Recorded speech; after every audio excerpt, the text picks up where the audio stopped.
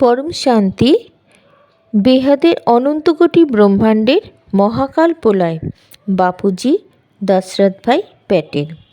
পরম শান্তি 9টা গ্রহের স্থিতি, 14টা ভুবন মানে 14টা লোকের বর্ণনা। আমরা এখন শুনব তার পরের পাঠটা। পৃথিবীতে যেখানে হেঁটে আমরা যাতায়াত করি এটাকে বলে ভূলোক। যমরাজ পুরী মানুষ্যলোক থেকে 86,000 যোজন দূরত্বে আছে। এই মহামার্গ দিয়ে কারা যায় জানো? দাদাজির বই জ্ঞান শুনলে পরে চোখ খুলে দাদাজি তাদেরকে দিব্য দৃষ্টি প্রদান করেন। তোমার দিব্য দৃষ্টি মানে হচ্ছে জ্ঞান, জ্ঞানের চোখ। সমস্ত তোমার জড়তা অজ্ঞানতা সব কেটে যাবে। তুমি নিজেই জানতে পারবে তুমি কে, তুমি কোথায় থেকে এসেছো, তুমি কি কাজের জন্য এসেছো। আত্মা পরমাত্মাকে জানতে পারবে। আমরা তো সবাই আত্মা, সোল। আমাদের পৃথিবীতে জন্মই হয়েছে পরমাত্মাকে জানার জন্য। শোনো, এই যমপুরী থেকে মানুষ্যলোক থেকে 86,000 যোজন দূরত্বে আছে। এই মহামার্গ দিয়ে কে যায় বলো? প্রেত। এই মহামার্গ দিয়ে প্রেত যমলোকে যায়। এই পথে ভয়ঙ্কর বৈতরণী পড়ে। বরাহ পুরাণে আছে, বরাহ পুরাণ অনুসারে যমলোক 4,000 যোজন লম্বা আর 2,000 যোজন চওড়া। এই নগরে বিশাল রাজপথ আছে। সেই পথে অনেক প্রকার যানবাহন যাতায়াত করে। সুন্দর সুন্দর মহল অট্টালিকা আছে। পূর্ণ আত্মাগণের নিকট যমরাজের চেহারা বিষ্ণুর মতন দেখতে লাগে, আর পাপাত্মাদের কাছে ভয়ানক রূপে দেখা দেয়। যমরাজের দূত যখন যমরাজের কাছে নিয়ে যায় তখন যমরাজ মানুষের সূক্ষ্ম শরীর দেখে বিচার করেন এবং পুণ্যাত্মাদের তাদের কর্ম অনুসারে স্বর্গ বা তার ওপরে কোনো লোককে পাঠিয়ে দেন। পূর্ণ কর্মকারী জীবেদের প্রতি যমরাজ খুব খুশি থাকেন আর স্বর্গে যাবার সময় তাদের সাথে খুব ভালো ব্যবহার করেন। কিন্তু পাপ কর্মকারীদের প্রতি তার দৃষ্টি ভয়ানক থাকে। আর নিচু কোনো লোকে, এই 7 পাতাল লোকের নিচে আছে 55 কোটি নরক, সেখানে কোনো একটাতে পাঠিয়ে দেয়। যমরাজকে সাবিত্রী বশ করেছিলেন। প্রথমে ওনার থেকে নিজের অন্ধ পিতামাতার চোখের দৃষ্টি ফিরিয়ে আনেন। তারপর নিজের স্বামী সত্যবানকে মৃত্যুর পাশ থেকে ছাড়িয়ে এনে আর একটু আয়ু বাড়িয়ে দিয়েছিলেন। এখন যম আর ওনার দূতগণ দাদাজির জ্ঞান শুনলে একবারে স্টান হয়ে যাবে। দেখো, এখন আমরা এত গল্প শুনেছি কিন্তু এমন জ্ঞান কোনো ধর্মগ্রন্থে লেখাই নেই। কেউ বলতেই পারেন না দাদাজি ছাড়া। স্বয়ং অলমাইটি অথরিটি পরমপিতা পরমেশ্বর উনি এক জন্মের জন্য এসছেন এই সম্পূর্ণ সৃষ্টিকে পরিবর্তনের জন্য।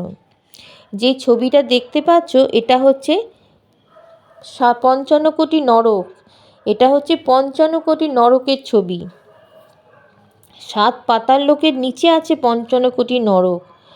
দেখো, যমরাজকে যে সাবিত্রী বশ করেছিলেন, প্রথমে ওনার নিজের অন্ধ মাতা পিতার চোখে দৃষ্টি ফিরিয়ে আনেন। তারপরে নিজের স্বামী সত্যবানকে মৃত্যু পাশ থেকে ছাড়িয়ে এনে তার আয়ু বাড়িয়ে দিয়েছিলেন। দাদাজির মত বলেন এখন সমস্ত যম ও ওনার দূতগণ সবাই মানুষ হয়ে গেছেন। মানুষ এখন নিজের কর্মফল নিজেই ভোগ করে। ভূমি আর সূর্যের মাঝখানে আছে ভূবরলোক। সূর্য পৃথিবী থেকে 1 লাখ যোজন দূরত্বে অবস্থিত। ধ্রুবতারার সূর্যের মধ্যবর্তী দূরত্ব হচ্ছে 14 লাখ যোজন, যেটাকে স্বর্গলোক বলে। ধ্রুবের ওপরে 1 কোটি যোজন পর্যন্ত আছে মহরলোক। তার ওপরে 2 কোটি যোজন জনলোকের বিস্তার। 4 কোটি যোজন পর্যন্ত আছে তপলোক। তার উপরে 8 কোটি যোজন পর্যন্ত আছে সত্যলোক, যাকে আমরা ব্রহ্মাণ্ডের ব্রহ্মলোক বা ব্রহ্মপুরী বলি। ভূবরলোক হলো সিদ্ধ মুনিদের দ্বারা মুনিরা সেখানে বাস করেন। স্বর্গলোকে কল্পবৃক্ষ আছে। এই কল্পবৃক্ষ নিচে বসে তুমি যা চাইবে সেটাই তারা আগে পেত। কল্পবৃক্ষ থেকে মদিরা বের হতো, সেটা তারা পান করে নিত। স্বর্গলোকে ইন্দ্রাদি দেবতারা বাস করেন। যারা ভালো কর্ম করেন তারা এই ঊর্ধ্বগতিতে মানে ওপরের দিকে লোকে তারা যায়, আর ঊর্ধ্বলোকে বা তার থেকেও সুখী যারা জীবনযাপন ব্যতীত করেন। বেদ শাস্ত্রে বর্ণিত যজ্ঞ, হোম, জপ, দান, তীর্থ এরকম যারা কর্মের সাথে যুক্ত থাকেন তারা এই 7টা লোকের মধ্যে থাকেন, তারা ঊর্ধ্বগতি প্রাপ্ত হন। আর ভূর থেকে ভূবর স্বর্গ, ভূবার স্বর্গলোক মানে ভূলোক, ভূবরলোক, স্বর্গলোক, এই তিনটে লোকই হচ্ছে অনিত্য। জনলোক, তপলোক, সত্যলোক হচ্ছে অবিনশ্বর।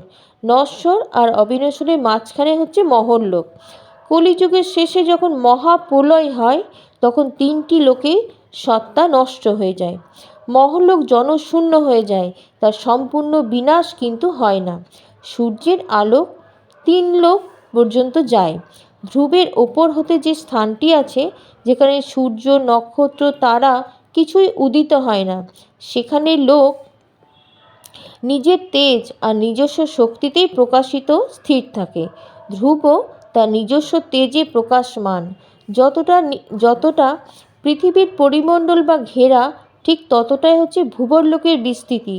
মহরলোকে ভৃগু, সপ্তঋষি আদি সিদ্ধ পুরুষেরা থাকেন। ওখানে মহর্ষি বা মহাত্মারা থাকেন, যাদের আয়ু একটা কল্পের মতন। আর জনলোকে ব্রহ্মার মানসপুত্র সনকাদি নির্মল মনের আত্মা তারা ধ্রুব, তারা এখানে বাস করেন। ধ্রুব পৃথিবীতে 10,000 বছর রাজত্ব করেছিলেন। তপলোকে বৈরাজ নামে দেবতারা বাস করেন। তারা সদা প্রসন্ন, সন্তাপ, দুঃখহীনভাবে বিরাজ করেন, মানে আনন্দের সঙ্গে থাকে। সত্যলোক বা ব্রহ্মলোকে অবিনশ্বর অমর লোকেরা বাস করে। এখানে আলাদা আলাদা স্টেজে সূক্ষ্ম আত্মা থাকে, যারা ব্রহ্মাজি থেকে ব্রহ্মজ্ঞান নিয়ে ব্রহ্মার সমান হয়ে যান, মানে ব্রহ্মার সমান আত্মা যারা, তারা এখানে বাস করেন। আমরা এরপরে পাতাল লোকের বর্ণনাটা শুনব। পরম শান্তি।